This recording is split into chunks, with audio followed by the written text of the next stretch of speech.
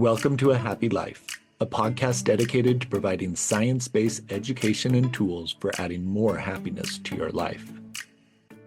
Hi, everyone. I am Dr. Joshua Swift, professor of psychology at Idaho State University, licensed clinical psychologist, and author of Becoming Happy, a guide to self-care and holistic well-being.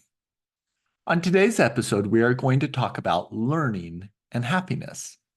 In thinking about this topic, the old saying, ignorance is bliss, comes to mind. Now, this saying is from a poem written by Thomas Gray in 1742. At the very end of the poem, he writes, "Where ignorance is bliss, 'tis folly to be wise." Now, many have repeated or commented on this phrase over the years. For example, referencing it, Thomas Jefferson once asked, "If ignorance is bliss, why aren't more people happy?" Well, in today's episode, we will explore the science investigating this question. Is it true that intellect, education, and learning makes one less happy? But before we get started, let me just remind you to hit subscribe or follow below so you never miss any of our future episodes. And please share with others. Now, let me start this episode with a discussion of the relationship between intelligence and happiness. At a very basic level, intelligence refers to the ability to adapt and respond to the environment. Now, because of this, some have suggested that animals and even plants possess some level of intelligence.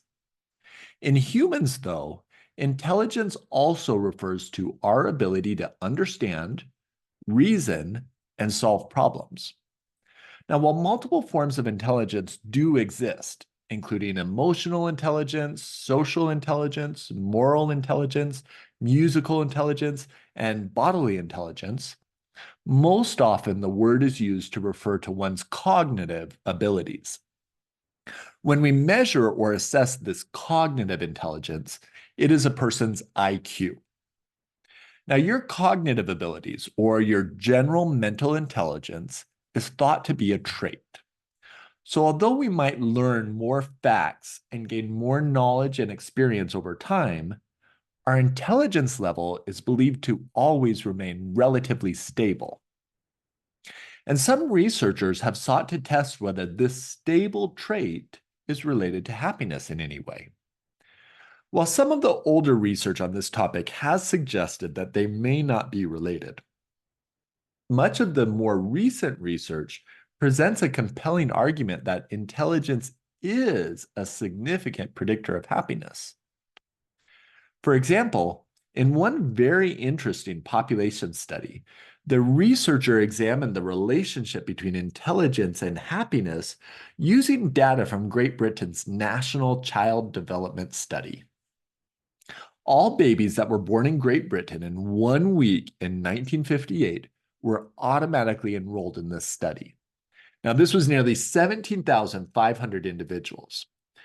They then followed up with these participants when they turned 7, 11, 16, 23, 33, 42, 47, and finally 51. And almost 10,000 of them participated in the study at that final age. Now, for this particular study, the researcher examined the data from IQ tests that were taken at ages 7, 11, and 16, and then compared those test results to happiness scores from ages 33 and above. And although the correlation between the variables was small, those who were more intelligent as children ended up being happier as adults. Not only that, but their happiness was more stable over time, and intelligence was a better predictor of happiness stability than any other assessment of personality that was taken. At the individual level, other studies have used a correlational design to similarly find that those with higher IQs tend to report higher levels of happiness. And similar findings have also been seen when examining the data at the country level, where countries with the highest average IQs in their citizens also tend to report the highest average levels of life satisfaction and subjective well-being. Now, as we think about the relationship between intelligence and happiness, One important thing to consider is the fact that as a population, we are actually becoming smarter over time. Of course, we see major advances in knowledge, scientific discovery, and technology from one generation to the next. After all, the facts that I could look up as a child were limited to what I could find in the encyclopedia volumes that sat on my parents' bookshelf. In contrast, children today have access to a world of information in the palm of their hands. But intelligence or IQ scores are also raising. This is referred to as the Flynn effect.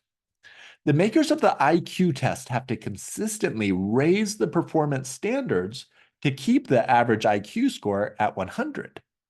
So a score of 100 today might have actually been a score of 110 3 decades ago. Now, given the consistent increase in intelligence from one generation to the next, and the findings that I previously mentioned, one might expect that happiness would also be increasing over time. But it is not. In fact, if anything, it is consistently going down. This finding alone suggests that intelligence, in and of itself, does not cause happiness. So, if intelligence doesn't cause happiness, why is there a significant relationship between those two variables?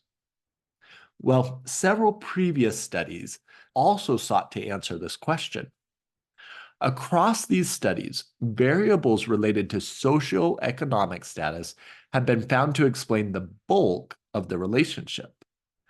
In other words, higher intelligence often leads to things like having enough money to meet one's basic needs, being healthier, being physically active, and having more stable relationships, all of which are predictive of happiness. And particularly relevant to the topic of today's episode, having a higher IQ is associated with having more educational opportunities. And when this factor is considered, the relationship between intelligence and happiness is reduced significantly. In other words, this research shows that it is the good things in life, such as education and learning, that cause happiness. More intelligent people often have access to these good things, thus they are often more happy. But if anyone accesses them, especially education and learning, regardless of their level of intelligence, they can also obtain happiness. Now, when thinking about education and learning, there's a commonly held belief that as humans, we only use 10% of our brain. And if we could somehow unlock the other 90%, we would release a vast amount of untapped intellect. And among other things, this would provide us with more happiness. I want to say that this prevalent belief about intellect and learning is a myth. Our brains have two types of cells, neurons and glial cells.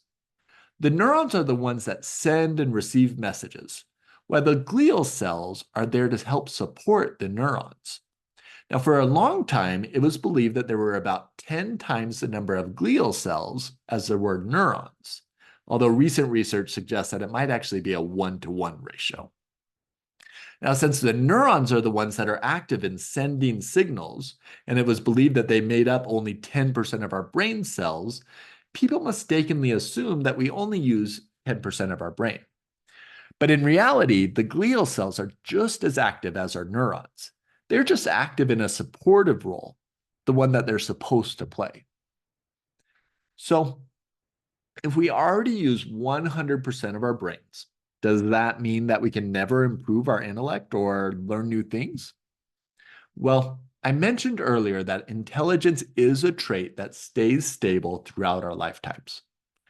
But we do have a never-ending capacity to learn and improve our knowledge.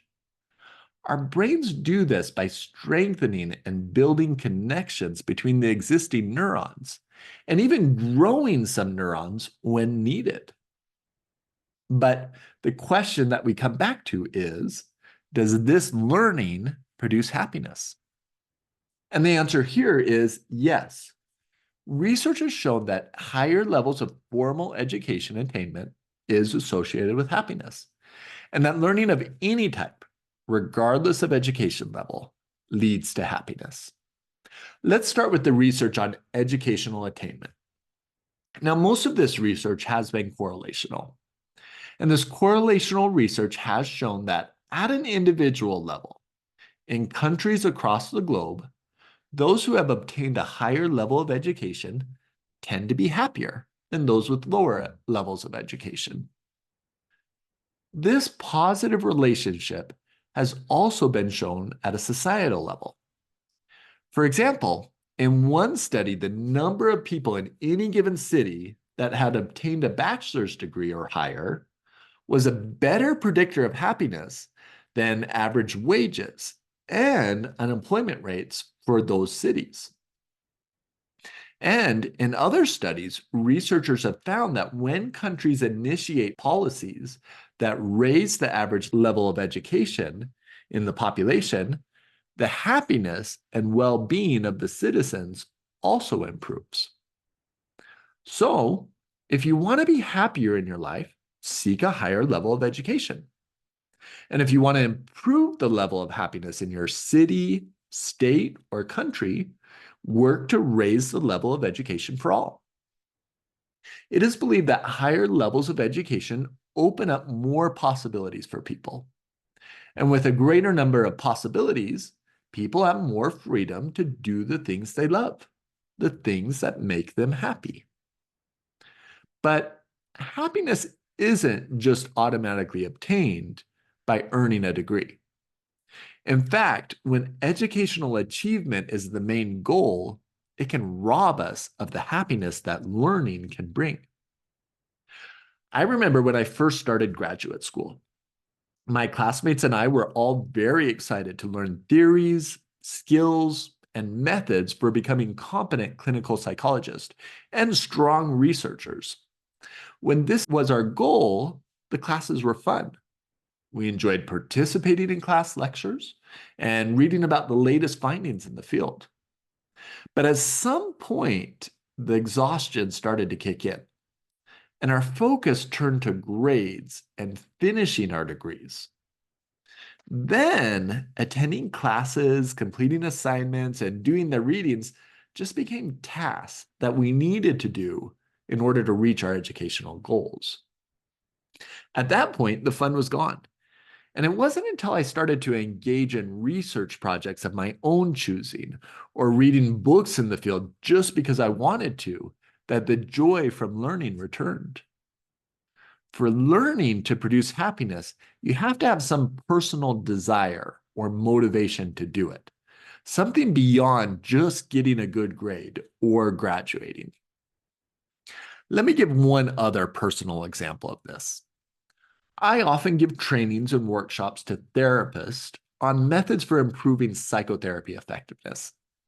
Now, some of these trainings, therapists attend to earn continuing education credits, which are required for them to maintain their license to practice. Others, they attend for fun. No continuing education credits are offered. Consistently, participation is much higher in those that do not have a continuing education component. The therapists ask more questions, engage in the discussion more, and seem to have much more fun. Now, my experiences in these two examples are not unique. Research has shown that intrinsically motivated learning compared to extrinsically motivated learning leads to happiness. Let me share about one large study and one smaller study that have documented this. The large study was conducted through a collaboration between the Gallup poll and Purdue University. They gathered data from more than 30,000 US college graduates. They asked questions about their college experiences, as well as work and life experiences after school.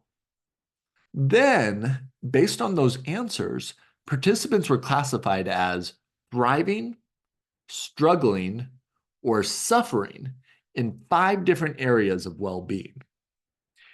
Interestingly, they found about a 50% rate of thriving for each well-being area. but only 11% of the participants were thriving in all 5 of them. Now, of major importance, the type of college that participants went to, for example, whether it was public or private, small or large, very selective or not selective at all, played little to no role in how happy they later were. Instead, there were 6 elements that stood out as significant predictors of happiness.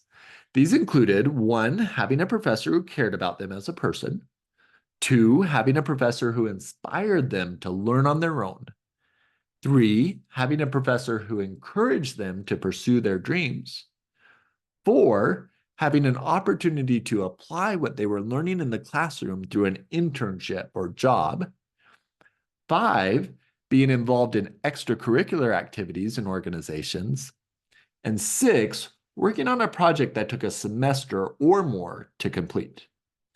And they found that when some combination of these elements was present during college, participants were 2 to 3 times more likely to be thriving compared to struggling or suffering later in their lives.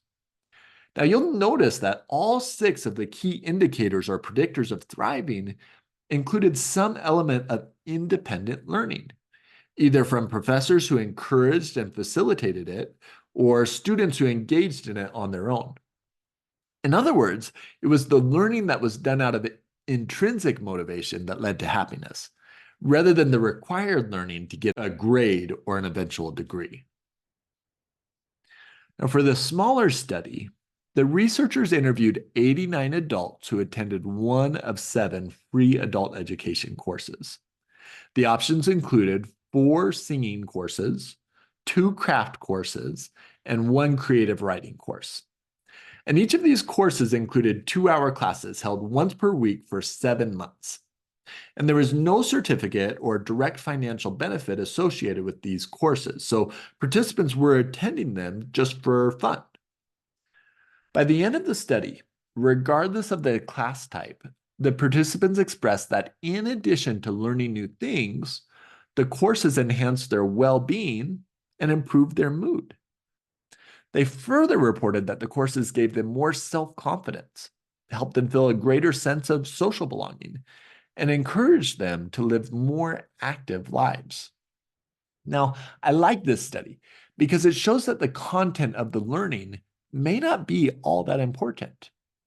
Whether it is learning how to improve in a talent, learning facts about a particular scientific discipline, learning how to be a better parent, sibling, or friend, or learning about history, as long as it is something of personal interest, it can bring happiness. Now, my wife is an excellent example of consistently engaging in learning to me. If there's a book in the room, she wants to read it. She particularly enjoys learning about nutrition, history, and other cultures.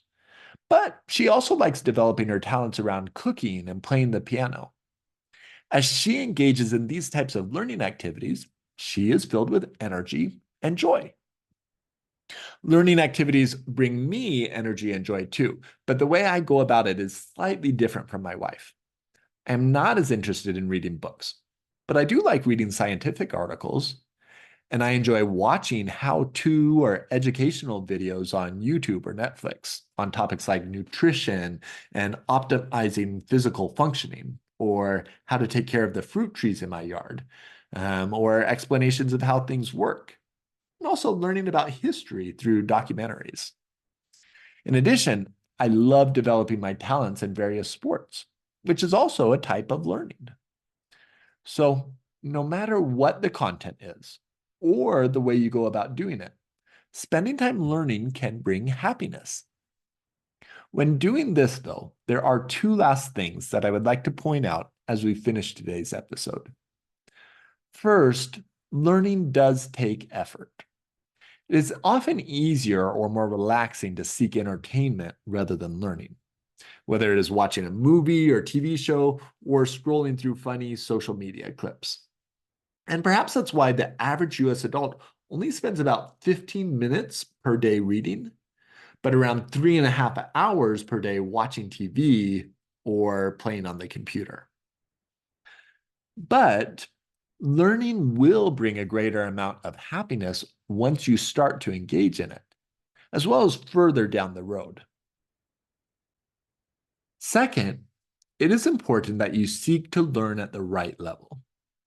Research has shown that if the material is too easy or too difficult, then trying to learn it won't lead to happiness. Instead, easy tasks are often found to be boring, and very difficult tasks can result in frustration. Instead, the task has to be something that provides some challenge, but is still within one's capabilities. So, in conclusion, learning can bring happiness. Ignorance is not always bliss. This is seen for gaining a higher level of formal education, as well as for any type of informal learning that one undertakes. But for it to lead to happiness, the learning should be intrinsically motivated and something you personally find interesting. It should also be something that challenges you at the right level, not too easy, but also not too difficult.